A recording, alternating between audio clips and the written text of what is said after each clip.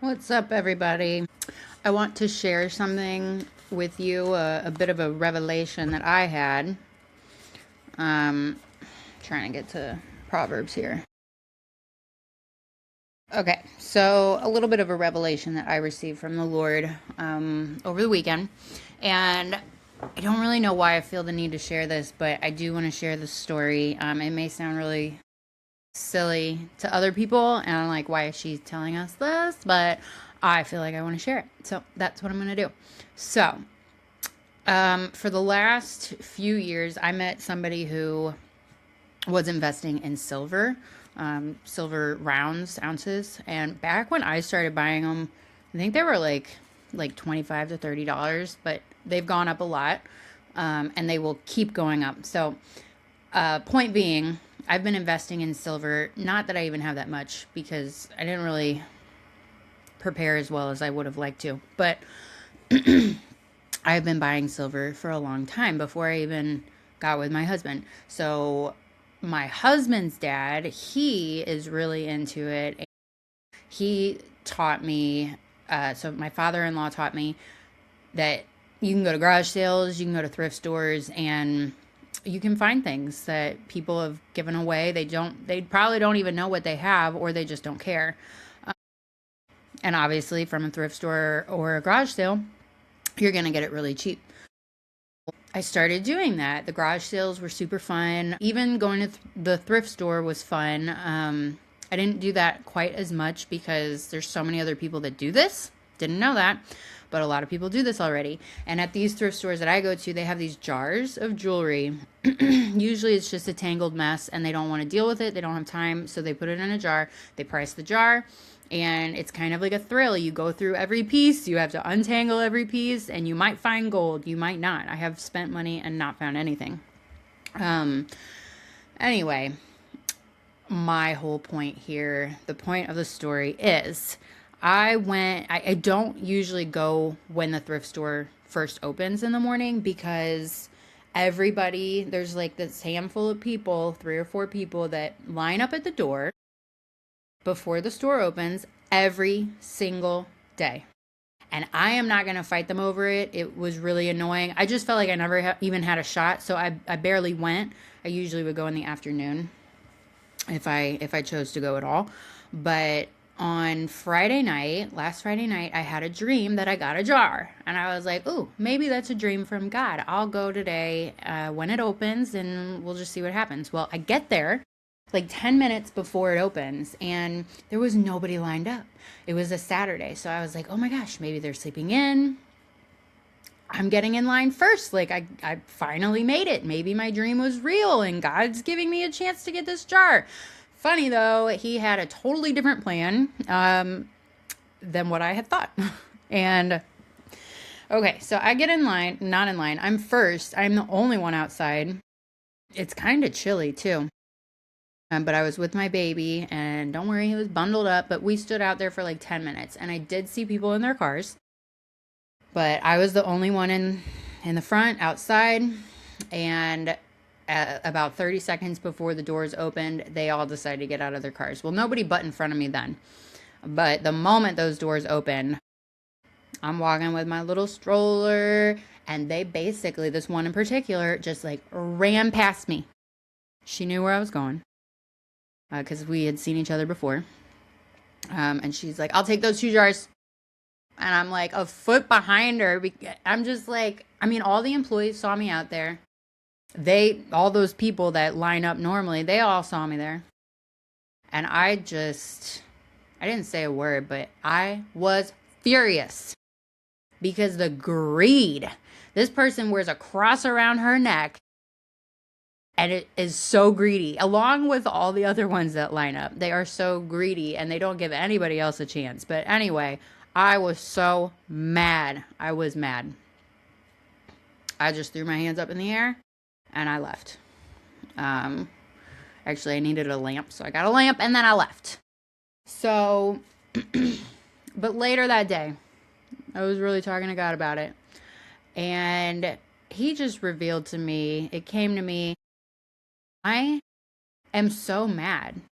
The fact that I am so mad that this happened this morning tells me that in a lot of ways it's an idol.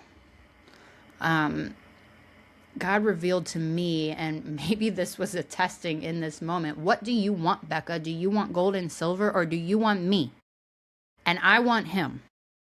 There will be no one and nothing that will take me, that will compromise my relationship with the Lord. I will not have that greedy heart trample over these people to get to a jewelry counter. I'm not going to do it. I will not do it. I refuse to do it. So it was just the anger inside of me that this person could do such a thing and just be so blatantly greedy. It really irked me to my core. But I think, and my husband was like, well, pray for her. Fine. But I think the real lesson here was like, where's my heart? Where is my heart in all of this? My heart was angry in that moment. And then later I realized I should not be this angry over gold and silver. Take the gold and silver. Take the jewelry. I don't care. God will take care of me. When silver explodes, which it will, y'all need to look into that for real, if you don't know already. But when the wealth transfer happens, look into that also. I will be taken care of because God is going to take care of his children. And I know I am his child. And I know he loves me. And I know I have a great future in store. And I think this year, I don't know if any other Christians are feeling this. They have to be, because we all have the same spirit. Like, this is going to be a good year for us. I know it seems really dark, but I fully believe that it's coming where we are finally going to, we're not going to be trampled on quite as much. And the greedy and the wicked, they're going to get what they deserve. And you can say you can pray for them and whatever. You guys, most of these people have already made their decisions. They've made the decision they don't want the Lord. A lot of them mock the Lord blatantly. They don't want the Lord. So I can say as many prayers as I want, but they have a choice. And most of them have made their choice. That's neither here nor there. Later that day, I was getting into Proverbs, and Proverbs 16 verse 16, which Proverbs has a lot about gold and silver, actually, I've come across. But this day I read 16:16, how much better to get wisdom than gold, to get understanding is to be chosen rather than silver. And it was just like another light bulb, like, yes, yes, yes, I want the Lord, only the Lord. Nothing is going to get in the way of that, and no one is going to get in the way of that. I choose him. I choose him over anyone and anything. And if that means I don't get to go to these little thrift stores and have the thrill of doing that like I wanted, it's fun. It's totally fun. But I'm not going to compromise my soul for those stupid jars. I'm not doing it. They can do that. I don't care. I'm not doing it. Another thing that was, so that whole situation, I know it sounds funny, but that whole situation brought me to another thing where God is like telling me he wants a quiet season with me and him. I can feel it. I can hear that. He's calling me to that. Well, social media is another one. Not YouTube. I'll still do my YouTube videos. Facebook, Instagram. Pretty decent problems in my life. Addiction-wise and idolatry-wise. So I decided that day too, like, if I'm really feeling this call to have quiet time with the Lord, a season of quiet with him, and really sinking into that relationship, then I need to let go of all distractions. Silver, gold, social media. Now, I kept it. I didn't deactivate it. I just took it off my phone because I have some Bible reading things on Facebook with friends that I don't want to miss out. So I have to literally log into my computer to get onto Facebook because I have made all these rules before for myself. Well, I'll only do X amount of hours a day. I'll only do it at this time of day. Every single day I broke those rules. Every single day my phone is getting more attention than my kids. My phone is getting more attention than my husband. My phone is definitely getting more attention than the Lord. So all those things needed to be put to a pause right now to focus on my relationship with him. He's clearly calling me to a deeper relationship because there's so many things I believe he has in store for me that I won't be able to do unless I am consecrated in him.